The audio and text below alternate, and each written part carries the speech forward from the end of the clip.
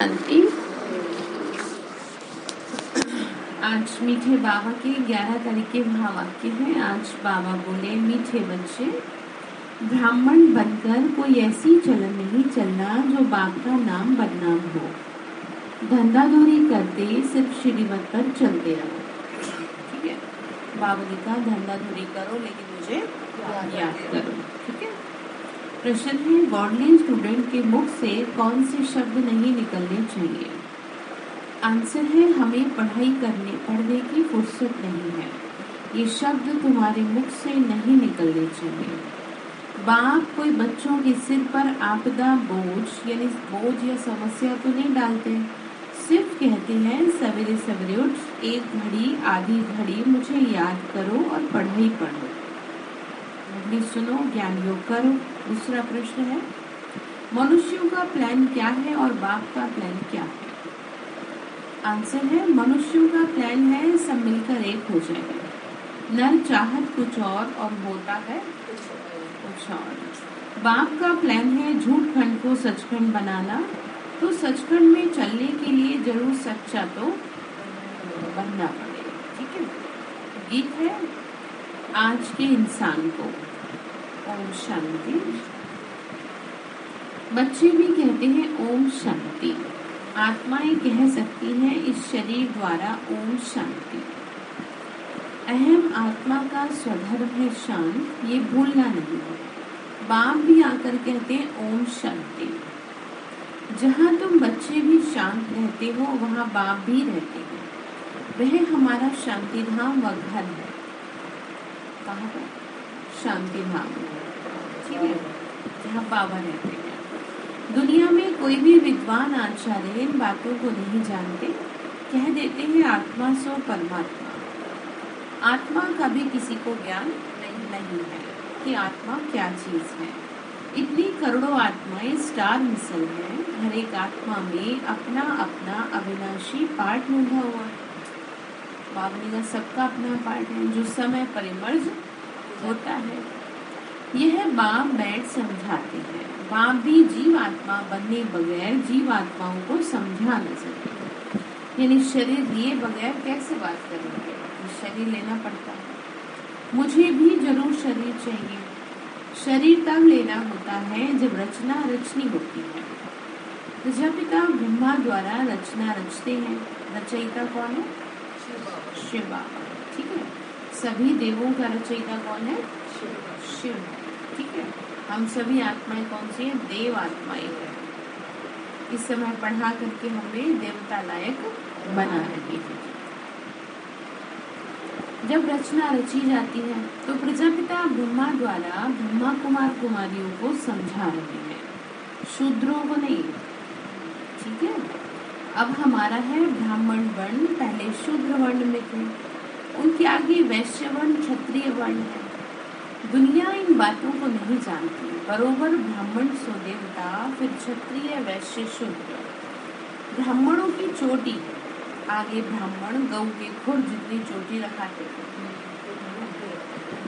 तुम बाजोली खेलते हो, चोटी का अर्थ तो बाबा ने बता दिया ना कि तुम उच्च घराने की आत्मा हो। जिसे ज्ञान मिल गया वो साधारण नहीं है, बहुत ऊंची आत्मा है वो। इस बात का उसको रियलाइजेशन चाहिए।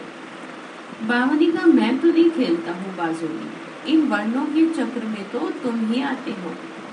कितनी सहज बात है, तुम्हारा नाम ही है सुदर्शन चक्रधारी। ठीक है। सारे बाबा ने हम बच्चों को चक्र लगवाए, सुदर्शन चक्र समझते हैं ना। तो बाकी शास्त्रों में क्या क्या बातें लिखती हैं, वो हाथ में सुदर्शन चक्र दिखा दिया।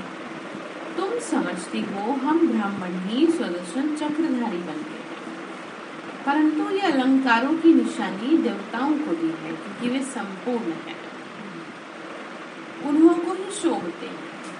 ठीक है। जो अलंकार दिखाए हैं ना, कमल है, गदा है, चक्र है, ठीक है, शंख है और देवियों को है। वो क्या क्या दिखाते हैं देवियों को? तो ये सब अलंकार हैं, इनको अलंकार कहा जाता है। ये अपने पीछे बहुत अर्थ लिए हुए हैं, ऐसे नहीं कोई ऐसी बस दिखा दिए कोई शोभा के लिए। ऐसे शोभा अच्छी लगेगी ये हाथ में किसी के? नहीं ना, ऐसे तो कुछ नहीं है। लेकिन इसके पीछे क्या है? अर्थ है। तो इस नॉलेज से तुम चक्रवर्ती राजा बनते हो। अभी सम्मुख बैठे हो, ये है रुद्र ज्ञान यज्ञ। यज्ञ में ब्राह्मण जरूर चाहिए, और हम सभी कौन है? ब्राह्मण है, ब्रह्मा द्वारा, ठीक है, रचे हुए। शूद्र यज्ञ नहीं रच सकते। रुद्र शिव बाबा ने यज्ञ रचा है, तो ब्राह्मण जरूर चाहिए ना। तो बाबा कहते हैं मैं ब्राह्मण बच्चों से ही बात करता हूँ, ठीक है, मैं तुम आत्माओं से ही बात करता हूँ। कितना बड़ा यज्ञ है, जब से बाप आए हैं आते ही यज्ञ रचा। इसको कहा जाता है अश्वमेध, ठीक है, अर्थात स्वराज्य स्थापन करने का करने अर्थ, यानी स्वर्ग लाने की वजह से बाबा को ये करना पड़ता है। कहाँ पर? भारत में। तो सत्यु की स्वराज्य रचते हैं। ये शिव ज्ञान यज्ञ कहो व रुद्र ज्ञान यज्ञ कहो, सोमनाथ मंदिर भी उनका ही है, एक के बहुत ही नाम है। उनको यज्ञ कहा जाता है, पाठशाला नहीं कहा जाता। बाबा ने कहा बाप ने क्या रचा है? रुद्र ज्ञान यज्ञ रचा, ठीक है। बाबा बोल रहे यज्ञ को पाठशाला नहीं कह सकते, ब्राह्मणों द्वारा यज्ञ रचा जाता है। ब्राह्मणों को दक्षिणा देने वाला दाता भोलानाथ है, ठीक है। हम सब कौन है? तो बाबा ने कहा कि तुमको दक्षिणा मैं दूंगा, तुम क्या करो, अपना काम तो करो, हाँ, ठीक है, संभाल करो। उसको कहते हैं शिव भोलानाथ भंडारी। अब तुम सम्मुख बैठे हो। बाप दादा ने बच्चों को एडॉप्ट किया है, ये है बड़ी मम्मा, ठीक है। फिर माताओं की संभालने के लिए मम्मा को मुकर्रर किया गया है, ठीक है, क्योंकि माताओं बहनों के छोटे छोटे आ गए थे, तो कोई तो चाहिए ना बड़ा संभालने वाला। तो हालांकि मम्मा खुद भी इतनी बड़ी नहीं थी, बहुत छोटी थी। तो उस समय में ये होता था कि जो बड़े बड़े लोग थे तो उनको ये लगता था कि ये छोटी सी हमें क्या ज्ञान सुनाएगी, लेकिन बाबा ये कहता था कि वो दिखने में छोटी लग रही है, लेकिन काम कौन करा रहा है उसके पीछे? बाबा करा रहा है। क्योंकि जो ज्यादा उम्र की माताएं बहनें हुआ करती थी, तो उनको ये फीलिंग आ जाती थी कि ये हमारी बच्चे जैसे, ये हमें क्या सिखाएगी। और बाबा ने क्या कर रखा था? बाबा ने उनको स्पेशली स्पेसिफाई किया गया था औरों को ट्रेंड करने के लिए। उनका ये काम था कि आपको ही सब माताओं के बहनों का क्या रखना है, ध्यान रखना, जो कि उम्र में कितनी बड़ी बड़ी। तो फिर जैसे बाबा को कहा किसी ने कि बाबा ये क्या है, तो बाबा ने कहा बच्ची ये काम कौन करा रहा है? ये सृष्टि का मालिक इनसे काम करा रहा है, ठीक है। तो इसीलिए आप सवाल ना उठाएं कि ये क्या हमें सुनाएंगे, क्या करेंगे, ठीक है। तो वैसे भी आप देख सकते हो छोटी छोटी कुमारियां कितना बहुत ध्यान करती हूँ। सेंटर को संभालने वाली छोटी दिखेंगी आपको, बड़ी तो कम दिखेंगी। काम कौन करा रहा है, ठीक है। तो इसीलिए बाबा कहते हैं बाबा ने कहा फिर माताओं की संभाल, इसीलिए तो मम्मा डे फिर ऐसे थोड़ी मना रहे, यादगार मन रहा है। मातेश्वरी जगदम्बा का, ज्ञान की देवी, ब्रह्मा बाबा से भी पहले संपूर्ण हो गई। माँ भी उनको मम्मा ही कहती थी। बड़े बड़े जो आते थे लोग, वो भी उनको माँ ही कहते थे। वो थोड़ी कहती थी माँ कहो, लेकिन उनमें प्रतिमा किसकी दिखती थी? माँ की दिखती थी, ठीक है। तो कोई साधारण तो थी नहीं, ठीक है। तो बाबा ने कहा समझो, मम्मा का महत्व समझो। बाबा ने कहा इनका पाठ मुख्य है, वह है ज्ञान ज्ञानेश्वरी जगदम्बा। महालक्ष्मी को ज्ञान ज्ञानेश्वरी नहीं कहेंगे, लक्ष्मी माना धन की देवी। कहते हैं इनके घर लक्ष्मी है, अर्थात संपत्ति बहुत है। लक्ष्मी से संपत्ति ही मांगते हैं। 12 मास पूरा हुआ तो आह्वान करेंगे किसका? अच्छा देखो कितना भरा पड़ा है कईयों के पास, तो फिर भी किसकी चाहना रहती है? फिर भी बहुत चाहना रहती है, यहाँ से भी आ जाए, वहां से भी आ जाए। हाँ, तो ये तो वो बाबा ने कहा ना, इच्छाएं कभी मैं खत्म नहीं कर सकता, और ना मैं करूँ। मैं इच्छाओं के ऊपर काम ही नहीं करता, मैं तुम्हारी शुभ इच्छा पूरी करता हूँ। और बाबा के अलावा जो भी कोई इच्छा है वो अशुभ इच्छा है। जो आपकी स्वार्थ से जुड़ी है ना, वो अशुभ है, ठीक है। जो विकारों से जुड़ी है वो अशुभ है। किसी का कल्याण हो बाबा, ये आपके बन जाए, ये शुभ इच्छा है। जैसे हम हमेशा शुभ इच्छा रखते हैं सभी के लिए, ठीक है बाबा, हाँ इनका क्या हो जाए, इनका कल्याण हो जाए, इनके दुख दूर हो जाए, तो ये शुभ इच्छा है। तो तभी तो इतनी जल्दी पे काम भी हो जाता है। आप देख लो अपने पे काम करके, ठीक है। तो बाबा ने कहा बच्चे संपत्ति, इनके घर लक्ष्मी है अर्थात संपत्ति बहुत है, फिर भी मांगते रहते हैं। जगदम्बा सबकी मनोकामनाएं पूरी करती है। बच्चे जानते हैं जगदम्बा है प्रजापिता ब्रह्मा की बेटी, इनका नाम है सरस्वती। एक नाम बस, मम्मा है तो बच्चे भी हैं, ठीक है। ज्ञान की देवी मातेश्वरी जगदम्बा सरस्वती, ठीक है। ऐसे ही नहीं उनके हाथ में क्या दिखा दी, वीणा दिखा दी। वास्तव में आध्यात्मिक ज्ञान की देवी वो रही। इसीलिए आज के टाइम में हर बुक पर किसकी फोटो छपी रहती है, माँ सरस्वती। तो आध्यात्मिक तो कोई समझ नहीं पाया, बस ज्ञान समझ गया, ज्ञान शब्द को। तो दुनिया में तो लोग सिर्फ लौकिक ज्ञान को ही समझते हैं, भाई अच्छी पढ़ाई लिखाई कर ली बस हो गया, ठीक है। हालांकि जो प्रायोरिटी दी जाती है वो स्पिरिचुअल नॉलेज को दी जाती है। जिसके जीवन में जितनी ज्यादा आध्यात्मिकता है उतना ही ज्यादा वो बुद्धिमान है, वो पढ़ा लिखा है, ठीक है। और जिसके जीवन में आध्यात्मिकता नहीं है वो पढ़ा लिखा भी अनपढ़ की कैटेगरी में जाएगा। तो ये समझने की बातें हैं। इसीलिए आध्यात्मिकता बहुत जरूरी है, स्पिरिचुअलिटी बहुत जरूरी है। छोटेपन से ही बच्चों को अच्छी बातें सिखानी शुरू करेंगे तो वैसे ही ढलता जाएगा। ऐसा नहीं सुनेगा, ये सब आपके हाथ का खेल है।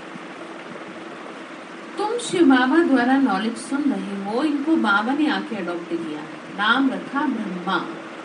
क्या ब्रह्मा कहते भी है, मैं पतित शरीर में आता हूँ, शास्त्रों में ये कोई बातें नहीं है। तुम जानते हो नई दुनिया के लिए हम पुरुषार्थ कर रहे हैं, कांटों से फूल बन रहे हैं। इस ज्ञान से, आध्यात्मिक ज्ञान से तो बनेंगे, कैसे बनेंगे, ये ज्ञान बनाएगा फूल, ठीक है। शूद्र थे तो कांटे थे, अभी तुम ब्राह्मण फूल बने हो। ब्राह्मणों को फूल बनाता है कौन, शिव बाबा, वह है बागवान। तुम नंबरवार माली हो, जो अच्छे माली हैं वो औरों को भी आप समान बनाते हैं, ठीक है।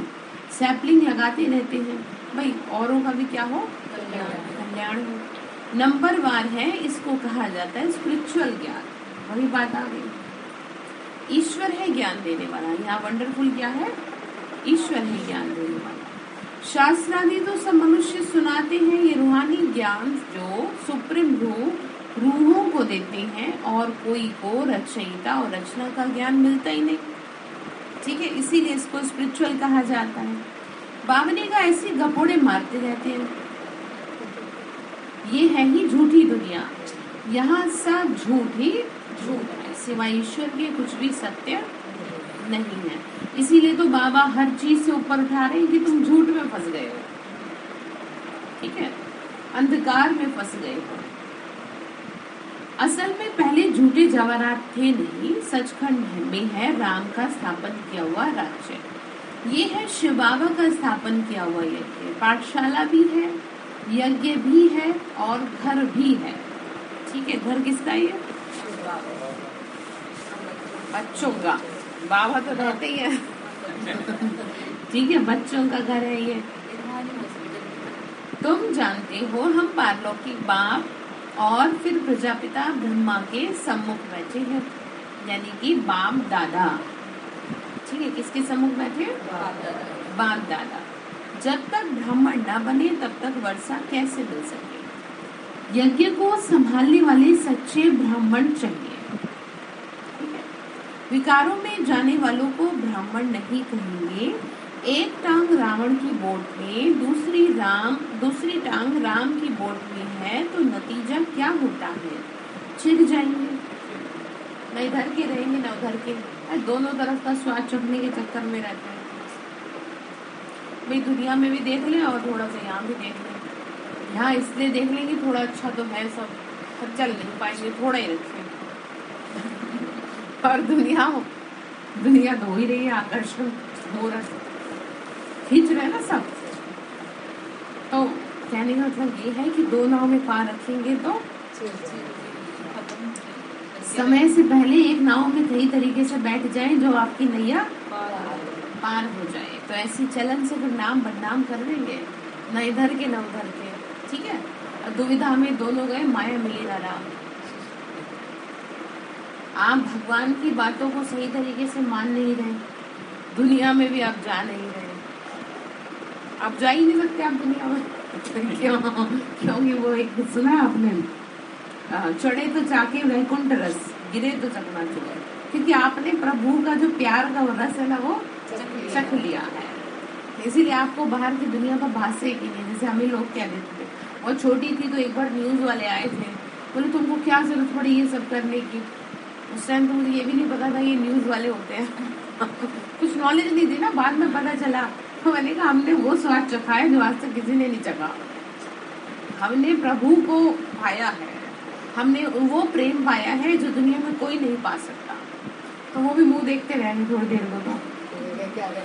तो ये क्या कह रही, छोटी सी जितनी आरिका है कितनी थी, छोटी सी खड़ी कर देती थी दीदी वो जो बड़ी बड़ी थी बाबा के टाइम की, कि भाई जो है उससे सुनो। तो आप समझ गए। तो कहने का मतलब ये है आपके चेहरे से ना वो रुहाब वो दिखे कि मतलब इनको प्रभु का प्यार मिला है। तो फिर जब इनको प्रभु का प्यार मिला है तो ये दुनिया वाले इंसानों के प्यार के पीछे क्यों भागेंगे। देखो आप समझ लो, जैसे बच्चे हैं, बच्चे बाहर में तभी किसी से जुड़ते हैं जब उन्हें घर में माँ बाप से प्यार नहीं मिलता। जब घर में प्रॉपर तरीके से माँ बाप से अच्छी तरीके से सारी पालना मिलती है, प्यार मिलता है, तो कोई बच्चा बाहर नहीं जाता। हमने बैठे आपके सामने, दुनिया में भी गए, कहाँ नहीं गए, पढ़ाई लिखाई भी की, सब कुछ किया और अब भी कर रहे हैं, लेकिन कहीं हमारी बुद्धि फंसी हुई नहीं है। हमें जरूरत ही नहीं लगती किसी से कुछ फालतू बात करने की, क्योंकि अंदर में भरपूरता है। तो ये चीज आपको करनी चाहिए। ठीक है, ये चीज आपको करनी चाहिए कि बाबा का जो प्यार है ना वो इतना ज्यादा आपके अंदर हो, उतना बाबा से प्यार अपना बढ़ाओ कि फिर आपको ना दुनिया में किसी के प्यार की चाहना ना रहे कि भाई ये मेरे से बात तो करे, मुझे सम्मान तो दे, मेरे से प्रेम से बोले। तो ये जो चाहना है ना, ये आपको ना ये जो बात कही है ना लटका देगी। ये रावण की बोट में जा रहे हो फिर आप। ठीक है, आप रावण की बोट में गए तो आप फंस जाओगे। फिर न कहना कि हमें बचा लो, अभी आपको बचाने की पूरी कोशिश कर रहे हैं। ठीक है, तो बावनिका कहलाते हैं प्रजापिता ब्रह्मा की संतान और कर्तव्य शूद्रों के। भगवान के बन के आप ऐसे उल्टे सीधे काम कर रहे हैं।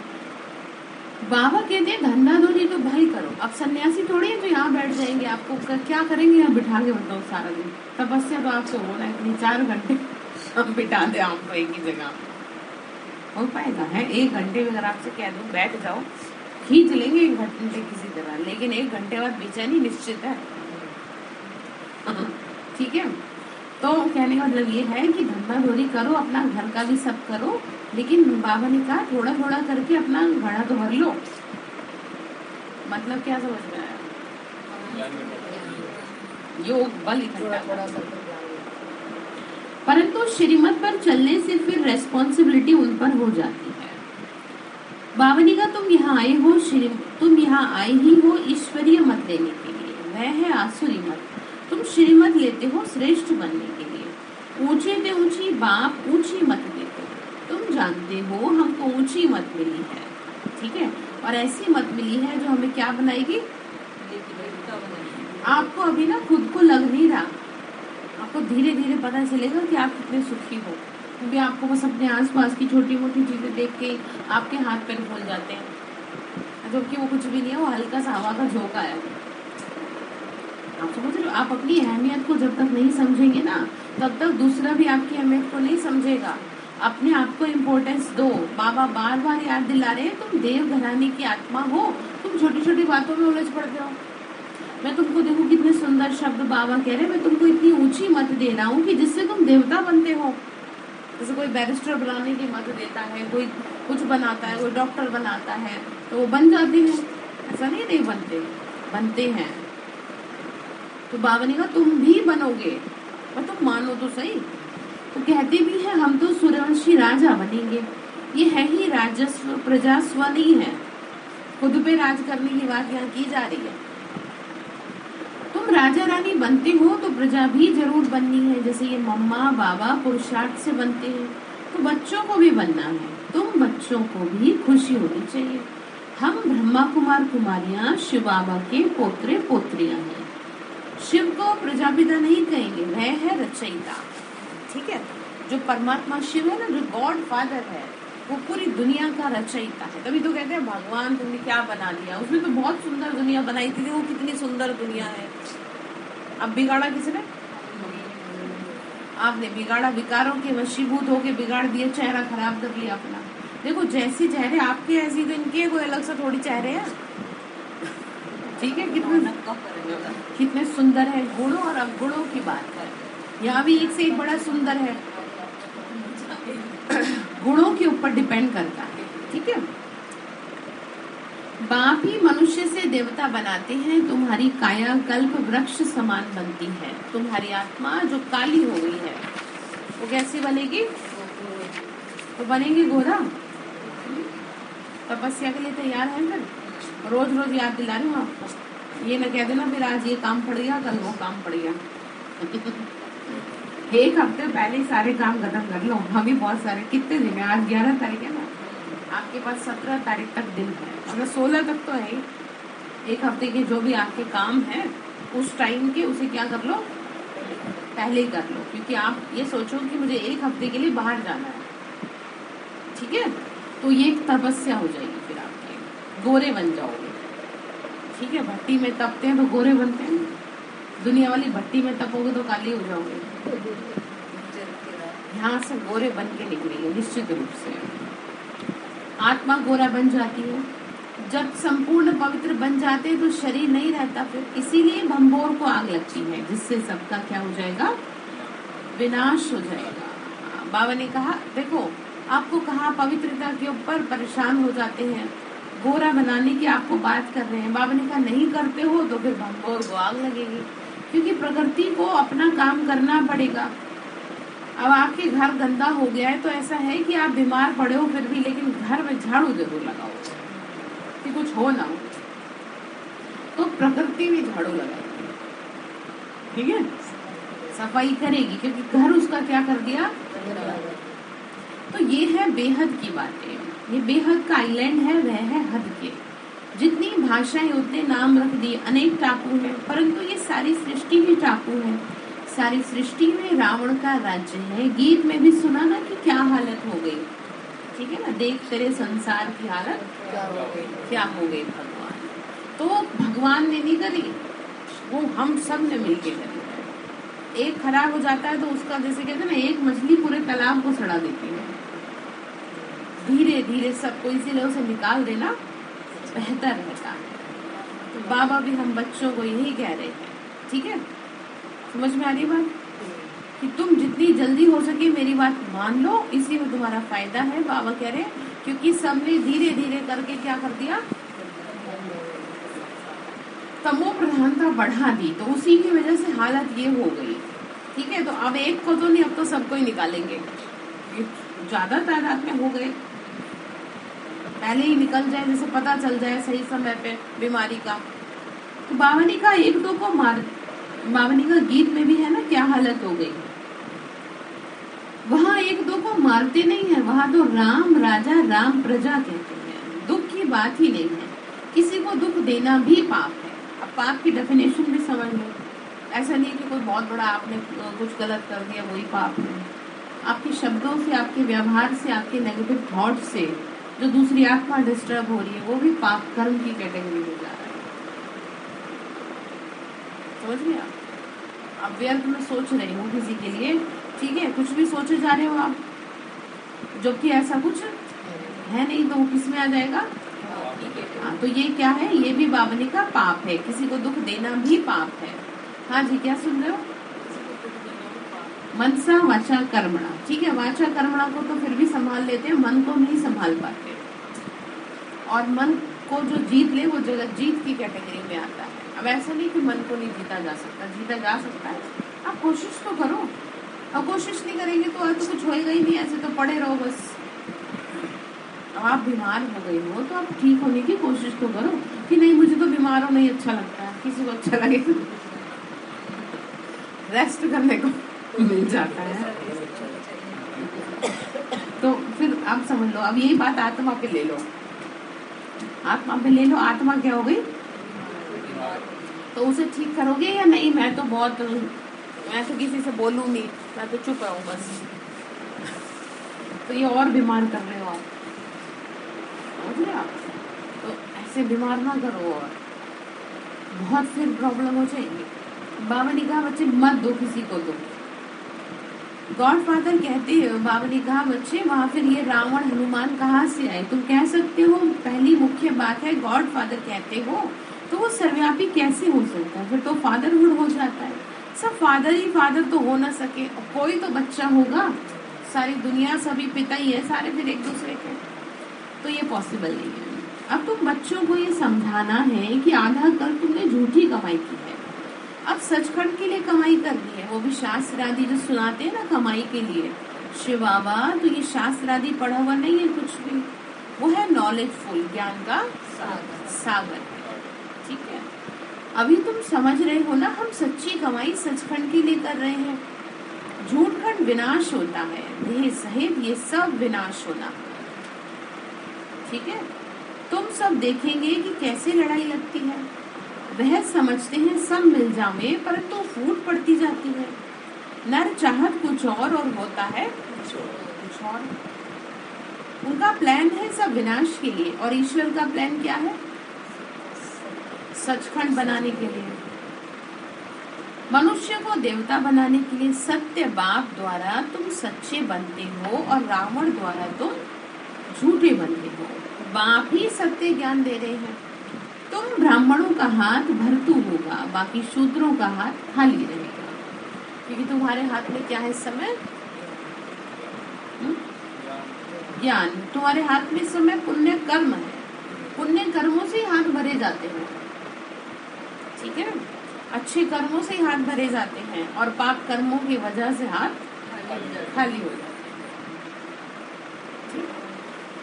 तो फिर आगे कहा, तुम जानते हो ना हम सो देवी देवता बनेंगे। बाबा सिर्फ कहते बच्चे गृहस्थ व्यवहार में रहते कमल फूल समान बनो और मुझे याद करो। याद क्यों भूलनी चाहिए?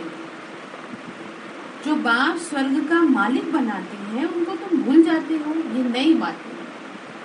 इसमें तुमको आत्माभिमानी बनना पड़ेगा। आत्मा तो अविनाशी है, एक शरीर छोड़कर दूसरा लेती।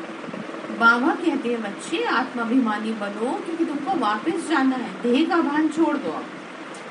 ठीक है, 84 जन्मों की सड़ी हुई ज्योति है ये, शरीर का भान है, क्या है? सड़ी हुई ज्योति है, इसे क्या करना पड़ेगा?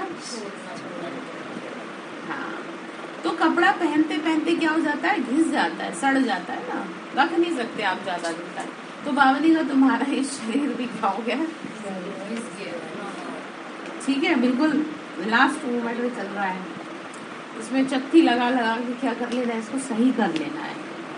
परेशान नहीं होना। 2 दिन पहले कहा था, ये नहीं कि भाई मुझे तो कभी कुछ हो जाता है, मुझे तो कभी कुछ हो जाता है। तुमको तो खुशी होनी चाहिए कि तुम्हारा हिसाब किताब अब चुप हो रहा है। बाबा की 2 दिन पहले की मुरली सुन लेना, सुनी थी? दोबारा सुनना तो आपको समझ में आएगा और अच्छे से। तो बाबा ने कहा बच्चे देखो, शरीर का भान छोड़ दो। तुमको तो ये पुराना शरीर छोड़ना है, काम चिता से उतरकर ज्ञान चिता पर बैठो। बहुत है जो विकारों बगैर रह नहीं सकते। तो बाबा कहते हैं द्वापर से लेकर तुम इन विकारों के कारण ही महान रोगी बन पड़े हो। अब इन विकारों को जीतो, काम विकार में मत जाओ। ये शरीर तो आप पवित्र पतित है, पावन बनो। यहाँ सभी विकार से पैदा होते हैं। सतयुग त्रेता में ये विकार नहीं होते। वहाँ भी यह हो तो बाकी उसको स्वर्ग और इसको नरक क्यों कहा जाए? ठीक है, बाबा कहते हैं शास्त्रों में तो कोई लक्ष्य है ही नहीं, बस पढ़ते जाओ, राम राम जपते जाओ। ठीक है, तो यहाँ तो लक्ष्य दिया जाता है, पहले दिन से ही लक्ष्य दे देते हैं, भाई आपका ये लक्ष्य है, आपको जीवन को बदलना ही है। अब पहले जैसे नहीं जियोगे, अब आप अच्छे से जियोगे। ठीक है, कोई कहेगा आपको किसी सत्संग में जाओगे आप, कोई किसी ऐसी बात करेगा कि मुझे बताना किसी को किसी के जीवन से क्या मतलब। और यहाँ तो बाबा को पूरा पूरा मतलब है हमसे। कि इन्हें कैसे छोड़ दूं, चाहे 4 ही हैं लेकिन इन्हें नहीं छोड़ सकता, ये 400 के बराबर है। एक एक पता नहीं कितनों को अवतार करे। ठीक है, तो बाबा ने कहा भूलो मत, तुमने जो कुछ पढ़ा है ना, तुम अपने लक्ष्य को मत भूलो, उसमें कोई सार नहीं है। तुम्हारी चढ़ती कला एक ही बार होती है, फिर है उतरती कला। कितना भी माथा मारो, नीचे उतरना ही है, पतित बनना ही है। अब उसका मतलब ये नहीं है कि वे पावन बन जाएंगे जब बनना होगा, हाँ ऐसे थोड़ी होता है। ये तो बता रहे हैं आपको। बाबा ने कहा बच्चे ये छीछी दुनिया है, तुम समझ रहे हो ना, भारत स्वर्ग था और अभी कैसा बन गया है, और वापस कैसा बनेगा। ठीक है, कोई चाहे ना चाहे दुनिया बदलेगी जरूर। कोई कितना ही जोर लगा ले प्राकृतिक आपदाओं पे, आज तक कोई ऐसा दुनिया में नहीं आया जो इनको रोक सके। इसीलिए भगवान भी बड़ा चतुर सुजान है, उसने सृष्टि की सफाई के लिए माध्यम ही प्राकृतिक आपदाओं को बनाया। ये तो योगी तो बड़े रहे दुनिया में, एक से एक महायोगी रहा। हाँ, तो पहले आदि सनातन एक ही धर्म था जो अब नहीं है, फिर से स्थापन होगा। तुम भी कहेंगे हम फिर से राज्य लेते हैं, राज्य लेने के बाद फिर ये नॉलेज गुम हो जाएगी। ये नॉलेज पतितों को ही मिलती है पावन बनने के लिए, फिर पावन दुनिया की नॉलेज क्यों रहेगी। जब आप तैयार हो जाओगे तो ज्ञान का क्या रखना। लक्ष्मी नारायण को की राज्य को कितने वर्ष हुए ये भी जानते हो ना, तो कहते हो बाबा हम 5000 वर्ष बाद फिर से आए हैं राज्य लेने के लिए। हम आत्मा बाबा के बच्चे हैं। किसके बच्चे? बाबा के बच्चे। ठीक है, मिसाल देते हैं, एक आदमी कहने लगा मैं भैंस हूँ, तो निश्चय बैठ गया। जैसे आप बच्चों को कहते हो तू तो पागल है, तेरे में तो दिमाग ही नहीं है, तेरे में तो अकल ही नहीं है, तो वो दिमाग में बैठ जाएगी फिर बात। इसलिए आपको बहुत समझाती हूँ कि ऐसे शब्द ना बोले, ठीक है, क्योंकि वो बैठ जाती है, वो अंदर चली जाती है बात। तो बाबा ने कहा तुम ये क्यों नहीं कहते थे तुम आत्मा हो, भगवान की संतान हो, ये तो कोई ना कहे, नालायक कह देंगे और कितनी बुरी बात है। तो आज से सीखे ऐसे शब्द ना बोले जो किसी के भविष्य को बिगाड़े, क्योंकि दिमाग को कैच कर रहा है। और बच्चों पे जो सबसे ज्यादा इफेक्ट आता है शब्दों का, वो अपने पेरेंट्स का आता है। वो किसी और की बात को तो फिर भी इग्नोर कर सकते हैं, थोड़ी देर बाद भूल जाएंगे, लेकिन माँ बाप की बातों को बच्चा मरते दम तक नहीं भूलता, वो उसके दिमाग में घर कर जाती है, चाहे वो अच्छी हो चाहे बुरी हो। अच्छी तो कम ही बोलते हैं, बुरी ज्यादा बोलते हैं। क्यों? दिल पे हाथ रख लो जरा। बुरी कैसे? यही तुम तो नालायक पैदा हुए हो, तुम्हें तो अकल ही नहीं है, तुमने तो हमारा खानदान का नाम खराब कर दिया, तुम्हारे दिमाग ही नहीं है। कितने खराब शब्द हैं, मुझे बोलने से खराब लग रहा है, बता दी बात। और आप जिसको बोल रहे हो उसे कैसे लगेगा। बढ़ती उम्र के बच्चे आपसे कहेंगे कुछ नहीं, लेकिन दिमाग में उनके बैठ जाएगा। ठीक है, तो आज से सीखेंगे कि सब कौन है, आत्मा। सब बहुत अच्छा। आपको चलो अच्छा नहीं कहना तो कम से कम ऐसे शब्द भी तो ना बोलो, उतना तो कर सकते हो। आपका मन नहीं कर रहा कि आप इसके लिए कुछ अच्छा बोलो तो चुप लगा दो, खराब चीज ना दे। बाबा ने कहा तो वो निश्चय बैठ गया उसको, तो कहने लगा इस खिड़की से कैसे निकलूं, मैं तो भैंस हूँ। तो भैंस कैसे निकलेगी खिड़की से?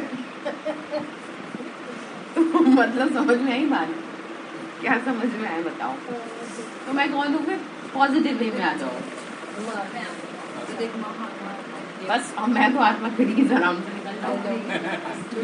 तो मुझे खिड़की तो बहुत बड़ी जगह है, तुम जरा स्टेज से निकल जाओ, कहीं से भी निकल जाता हूँ क्या।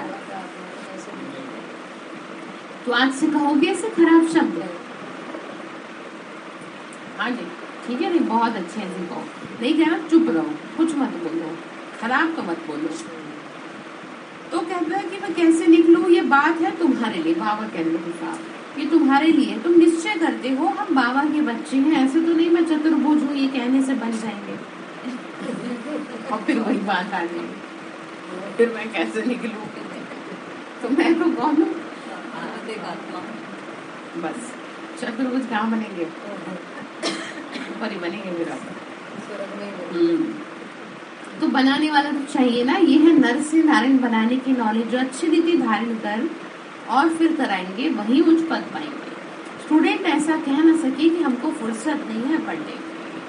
जिसको नहीं पढ़ना वो 100 बहाने देगा, और जिसको पढ़ना है, जिसको बाबा को याद करना है, जिसको बाबा की घर से प्यार है, मुरली से प्यार है, वो चाहे जैसे भी करेगा वो दौड़ा चलाएगा। हाँ, 100 रास्ते ढूंढ लेगा। तभी तो मैं कहती हूँ पहले की बहनों माताओं में बहुत बल था, क्योंकि उनका बाबा से प्यार बहुत होता था। वो ना धूप देखती थी, ना छांव देखती थी, ना बारिश देखती थी, ना तूफान देखती थी, वो भागी चली जाती थी, उनको कुछ नहीं दिखता था। और उसी का बल ये है कि जो आज सेंटर संभाल रही है ना बहनें, वो उन्हीं बहनों के बहुत बहुत बहनें ऐसी पालना, ऐसी माँ ने पालना दी है, मजबूत अंदर से थी तभी तो ऐसे मजबूत बच्चे बना दिए। और जो कमजोर होगी वो कमजोर ही बनाएगी। कैसे कि नहीं मैं तो धूप में मत जा बेटा, या कुछ और, ऐसे थोड़ी होता है। हर तरह से मजबूत बनना चाहिए, बनाना चाहिए, क्योंकि कब कौन सा आपको सामना करना पड़ जाए ये कोई नहीं जानता। महलों में पड़े हरिश्चंद्र की तो जानते ही हो, महलों में जो पले बड़े कब सड़क पे आ जाए कुछ नहीं पता। तो बाबा हमें ये शिक्षा देते हैं कि तुम अपने शरीर को भी, और ये मनोवैज्ञानिक के कारण भी वो भी है, वैसे भी है कि आप जैसे अपने शरीर को ढालेंगे वैसे ही ढल जाएगा। मजदूरों के बच्चे देखो कैसे पड़े रहते हैं,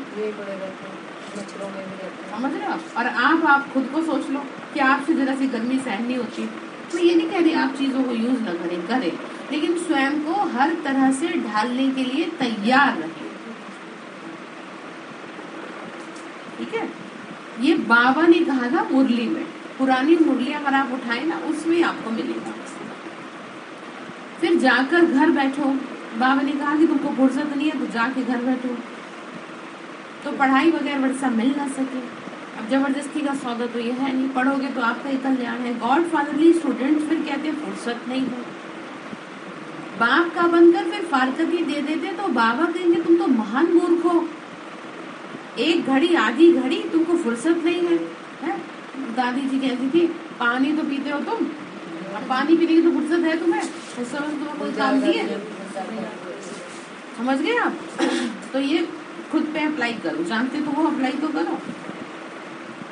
अच्छा, सुबह को सवेरे याद करो, फिर कोई आपदा सिर पर नहीं डालते। बाबा ने कहा मैं तुम्हें कौन से कष्ट दे रहा हूँ बताओ, सिर्फ मुझे याद करो सुबह उठ के, औरों को नहीं तो अपना कल्याण करो। चलो ठीक है, नहीं होती सेवा कोई बात नहीं, अब खुद को तो सही रख लो। आप खुद खुश नहीं रहते, ठीक है, अपने आप को सही नहीं कर रहे तो और काम बढ़ा रहे हो भगवान का, क्योंकि ऑलरेडी आप पे वो इतने सालों से मेहनत कर चुका है। ठीक है, तो रहम दिल बन जितना औरों का कल्याण करेंगे तो उतना ही फायदा होगा, उच्च पद मिलेगा। बड़ी जबरदस्त कमाई है, जिसके पास बहुत धन है वो कहते हैं फुर्सत नहीं है। साहूकारों को वहाँ गरीब बनना है और गरीबों को ये ज्ञान जिसका जितना ज्यादा बुद्धि में बैठ जाएगा, ये ज्ञान कन्वर्ट हो जाएगा स्थूल धन में, वो उतना ही साहूकार होगा आने वाले टाइम में। ठीक है, बाबा कहते हैं सारी साहूकारी यही निकलेगी। पुरानी मुरलियाँ उठाओ, एक एक बात आपको। अच्छा, मेरे पास एक है अव्यक्त मुरलियों की है, संडे टू संडे वो करा करेंगे, जिसमें बाबा के समय की हैं चीजें। संडे टू संडे उसका एक एक पेज आपको सुनाऊंगी। ठीक है, उसमें ऐसे ऐसे रहस्य हैं जो मुझे नहीं लगता आप में से किसी ने सुने होंगे। तो बाबा ने क्या कहा, बड़ी जबरदस्त कमाई है। सबसे जास्ती फिर बाबा ने कहा, और गरीबों को साहूकार बनना, सबसे जास्ती माताएं रोती हैं, उनको हंसाने वाला बनना है, निरंतर याद की यात्रा पर रहना, मतलब दुख नहीं देना। ठीक है, घर की लक्ष्मी को क्या नहीं देना, दुख नहीं देना। ठीक, तो मधुबन में शांति है तो कमाई कर सकते हो, जो मधुबन निवासी है उनका ये फायदा है। अच्छा, मीठे मीठे सिक्के लगे बच्चों प्रति माता पिता बाप दादा का याद प्यार और गुड मॉर्निंग। रूहानी बाप की रूहानी बच्चों को नमस्ते। हम रूहानी बच्चों की रूहानी माता पिता बाप दादा को नमस्ते। नमस्ते बाबा, नमस्ते। शुक्रिया बाबा, शुक्रिया। धारणा के लिए मुख्य सार है, सचखंड के लिए सच्ची कमाई करनी है, आत्म अभिमानी होकर रहना है, इस सड़ी हुई शरीर का अभिमान छोड़ देना है, सड़ी हुई जूती का मतलब वही। दूसरे पॉइंट है रहम दिल बन अपना और दूसरों का कल्याण करना है। सवेरे सवेरे उठ बाबा को याद करते सुदर्शन चक्र फिराना है। वरदान दिया बाबा ने, शुभ भावना से व्यर्थ को समर्थ में परिवर्तन करने वाले होली हंस भव। ध्यान से सुने, शुभ भावना से व्यर्थ को समर्थ में क्या कर दे, कन्वर्ट कर दे, तो होली हंस कहलाएंगे। होली हंस उसे कहा जाता है जो नेगेटिव को छोड़ पॉजिटिव को धारण करे, देखते हुए सुनते हुए ना देखे न सुने, अर्थात व्यर्थ बातें व्यर्थ कर्म न सुने न करे और न बोले। अब आप देख लो आप कितना व्यर्थ में हो। व्यर्थ को समर्थ में परिवर्तन कर दो, इसके लिए हर आत्मा के प्रति शुभ भावना चाहिए।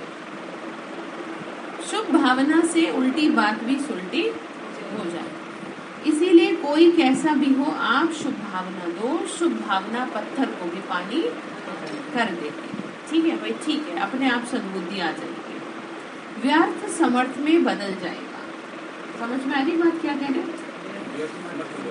हाँ, तो क्या रखना है, शुभ भावना, और बचना है किन किन बातों से, व्यर्थ कर्म से, व्यर्थ सुनने से, व्यर्थ बोलने से। ठीक है। स्लोगन है, अतीन्द्रिय सुख की अनुभूति करनी है तो शांत स्वरूप स्थिति में रहो। आत्मा को अगर सुख देना है तो अंदर से मन को शांत रखो। जैसे बाहर का सुख अच्छा लगता है ना, शरीर को ठंडक के समय ठंडक मिल जाए और जैसे भी चाहिए शरीर को सुख, तो बाबा कह रहे बच्चे आत्मा को भी तो सुख चाहिए, तो आप आत्मा को भी क्या करो, सुख दो, शांत, क्योंकि उसको सुख मिलेगा शांत रखने से। ठीक है, तो आज के लिए आपका होमवर्क है शुभ भावनाओं पे आपको काम करना है। ठीक है, अच्छा, ओम शांति।